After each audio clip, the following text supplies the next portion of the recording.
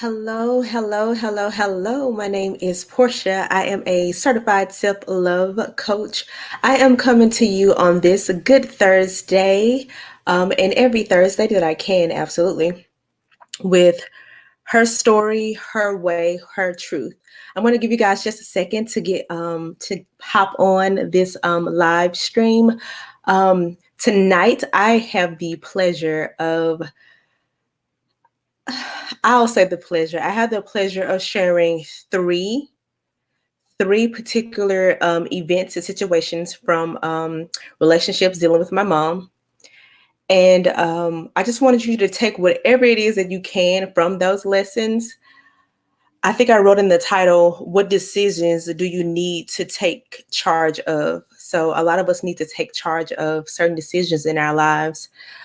So me sharing these 3 points, like three pivotal points that really stand out in different relationships that my mom had. Um, I hope that you can use it and make those tough decisions. Maybe you need to make a transition or something like that. And she is no longer here with us, so she's not able to share these points herself. But I'm sharing them through my eyes, through my memories, through the talks that we had, through what I saw. So I'm going to give just a few people a second to hop on, and then I'll go ahead and get started with her story, her way, her truth.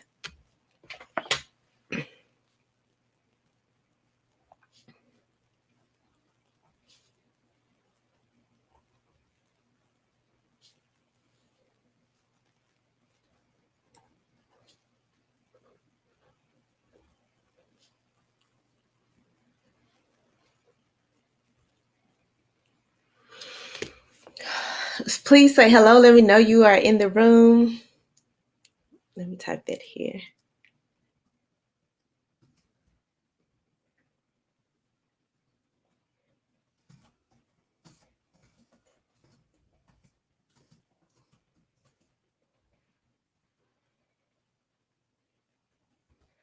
Okay, so feel free to say hello. Let me know you are in the room. I'm going to go ahead and get started today. Okay, so what changes do you need to make? So I did take some notes today. So what changes do you need to make? And I want you to really think about what changes you need to make in your life for your life, because your life is ultimately your life as well. And what you guys have learned about me over the last few weeks is that there was a lot of my life that I kind of like relinquished control over and just felt like, somebody else could make those decisions better than I could. So these are 3 points in my mom's story. So the first story is actually a little bit tough. All of them are tough, but hey Tasha, how you doing, beautiful? The first story is a little bit tough, but here we go. So my mom was dating this guy. And I can't remember my exact age, but we were living in Lamorne Garden. So if you're from Memphis, Tennessee, you know about LMG. We were living in Lamorne Garden, and my mom had been dating this guy for a while. I had never seen any anger from this particular guy until this particular night. So chances would have it that someone called my mom's apartment and asked for Tara's. They were hey beautiful. They were actually looking for a male Taurus, but they dialed the wrong number. My mom's name is Taurus. So they asked for a Taurus. He had been drinking that night or whatever. It's like nighttime, like day almost nighttime type of thing or whatever. So he had been drinking or whatever. And someone called. Hey Siobhan, thank you. So someone called, asked for Taurus. And once my mom listened to the conversation, she realized that they weren't talking about her, that they were actually looking for someone else. And she told them that they had the wrong number. Okay, so this guy, this is the first time, and thankfully the last time we saw this level of rage, like from him. Hey Ternisha. So he said, like, who that was that? Like, and she was like, they had the wrong number. He said, no, they didn't have the wrong number. They asked for you by name. And she was like, you were standing right here. Like they weren't looking for me or whatever. So this turns into a physical altercation. My mom has never been afraid to like get with you or whatever. He hit my mom. My mom hit him back. This turns into a physical altercation. It was me and my little cousin there, and I'm not even sure if he remembers. But I remember my mom like fighting as much as she could, but eventually she got tired. You know, she's a woman, he's a man. Eventually like she got tired or whatever, and like he got the best of her. And I remember the one thing about my mom is like she had this big pretty smile. A lot of people say that my smile is like my mom, but she had this big pretty smile. She had these gorgeous pink gums, and I remember him taking her by the collar of her shirt like this and like smashing her gums against the stairs because he was trying to get her to go upstairs, and she like fell or whatever, like through all this like confusion or whatever. So there was like blood all on the steps and everything. My cousin and I are yelling, we're trying to help as much as we can or whatever. And eventually it got to a place where we were able to like get him in front of like a door or whatever. And that was the first time that I actually like had to use like a knife or whatever to get him out or whatever. So I tell you that, and I couldn't even tell you everything because it was one of those things where like my mom was, and I think a lot of little girls maybe feel like that about their mom or whatever. Like she was like, you know, my hero or whatever. And like to see her in such a vulnerable place and in such a vulnerable position, and she's crying and she's screaming, and this guy is like beating her like she's you know, like another guy or whatever. It was very, very difficult. And of course, me being the eldest child, I got involved, you know, because I wasn't going to sit there and let him, you know, kill my mom. Like you would have had to take all of us out. Like that was my mind frame, even at that age. So once we finally like got him out of the house, we like threw his clothes out of the window or whatever. And because there was definitely no letting him back in. I don't even think my mom even called the police. I think we nursed. She didn't actually. We nursed my mom's wound because she was like really prideful. So we nursed her wounds or whatever. Like she couldn't go to work for a couple of days or whatever, to swelling and stuff went down or whatever. But she kind of moved forward from there, right? And I remember years later, we saw him at yeah. I'm sorry, I'm upset thinking about it right now. But we saw him like years later. We were sitting at the bus stop. My mom didn't get a car until like later in life, until she was like 35. So we saw him sitting at the bus stop or whatever. And he came over to my mom and he spoke to her or whatever. And I was with her. And my mom has always had this ability to kind of be cordial. This girl right here, my face will tell everything. And I remembered everything he did to my mom or whatever. And she grabbed my hand. I remember her grabbing my hand and telling me it was okay because she could feel the heat coming off of me or whatever. Like I never forgot that. So the reason why I started with that is because so I've had a lot of women share their story with me, and you will get like different stories, and I will never tell you their name or anything like that. You'll get different stories like every Thursday or whatever. But there's somebody right now who is dealing with such volatile behavior, and you're fearful of getting out of that situation. And I'm going to tell you to get the help that you need to get safely out of that situation. As a child, I'm an adult now, right? But I was a child when that happened to me. And as you can see, like it still upsets me to this day. And I don't want any woman to be in a situation where they are in front of their children and a man is putting his hands on her in such a way, whether you can fight or not, but he's putting his hands on you in such a way that it breaks something in their child who's now seeing it as well. So the title is What Decisions Do You Need to Make? So I want you to really think about if you're going through this, you too, Tanisha, if you're going through this, I want you to really think about what decisions you need to make. I want you to really think about how you can leave the situation safely. I understand that things are a lot harder with children. I don't have children myself, fortunately, you know, it's because I've been through a thing or two or three, especially these last few weeks.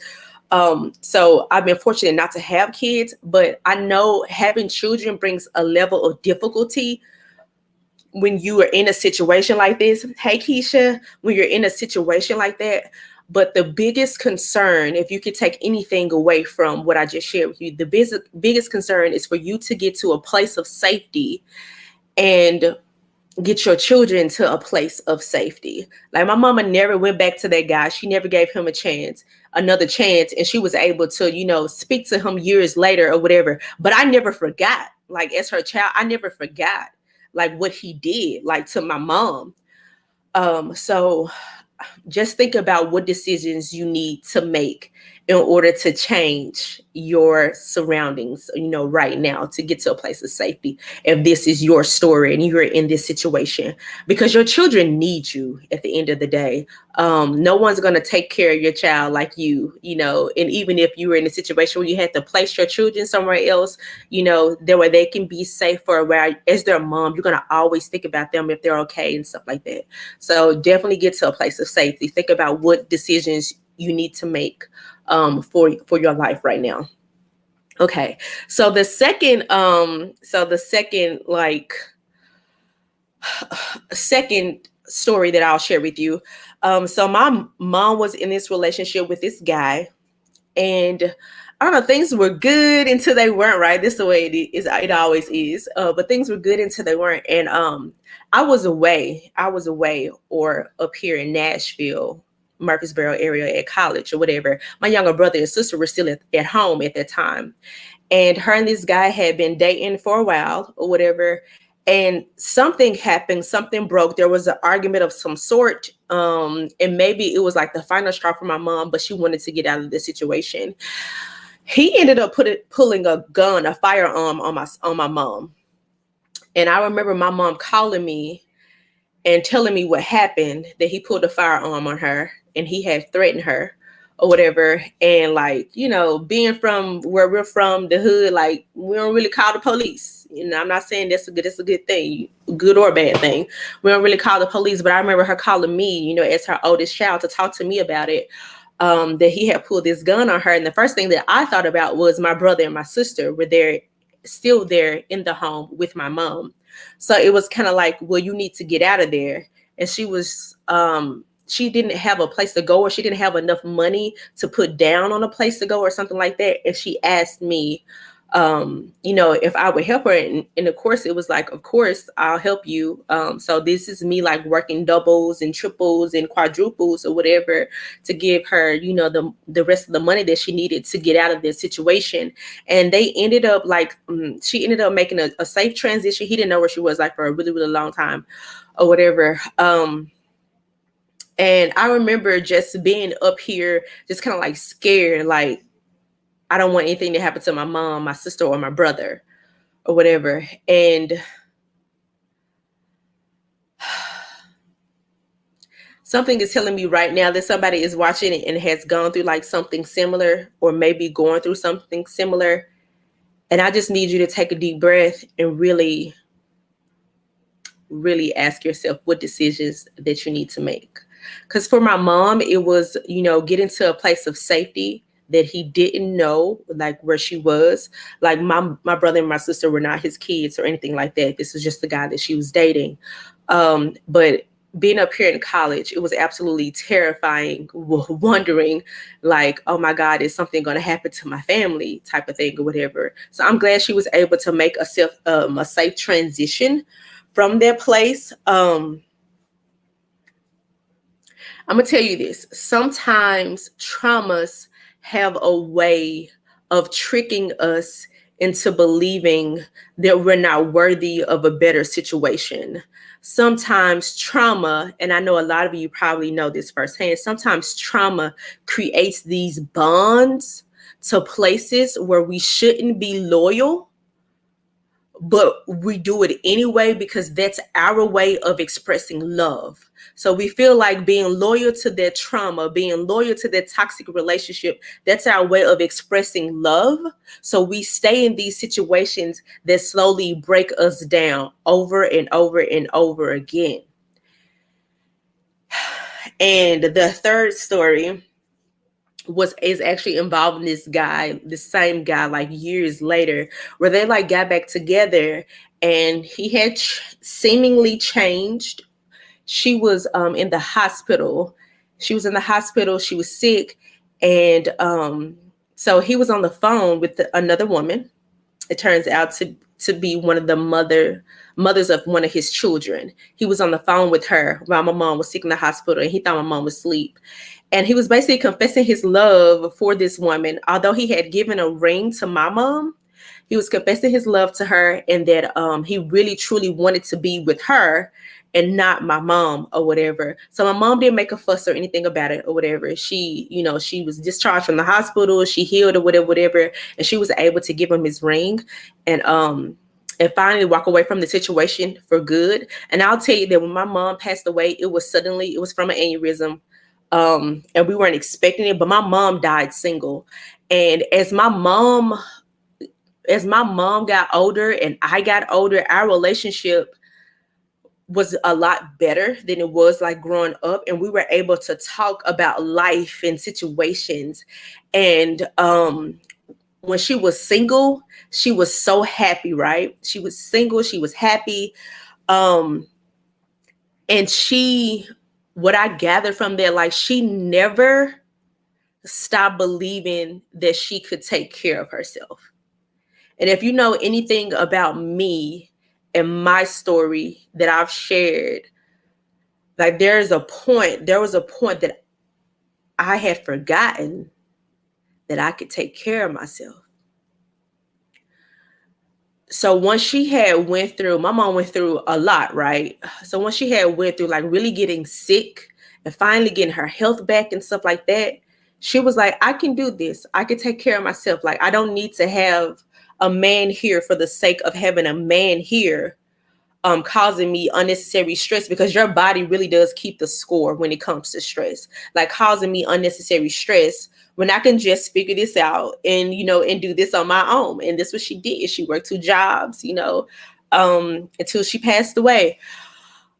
So I want you to take what I've shared with you tonight and really think about what decisions that you need to make for the betterment of your life. What trauma bonds are you connected to that you keep coming back to you? I'm going to share this with you about me personally. I started going to counseling when I was 23 years old because of sexual trauma that happened to me very, very early in my life. At least I thought it was just for that. It actually ended up being more than that. It actually came out in therapy. And one of the things that kept me stuck for such a long time until like this present moment was that I was continuing to run back to the trauma because I hadn't identified this particular relationship as trauma or traumatic. But I kept running back to that trauma, thinking that the healing that I had done, it wouldn't come, unraveled or anything, because, I had done the work, I was doing the work or whatever.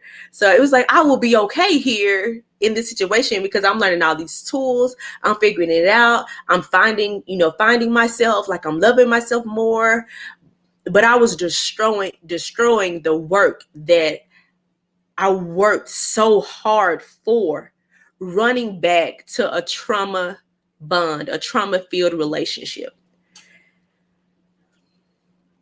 There are a lot of you who want healing and really need healing, men and women, and really need healing.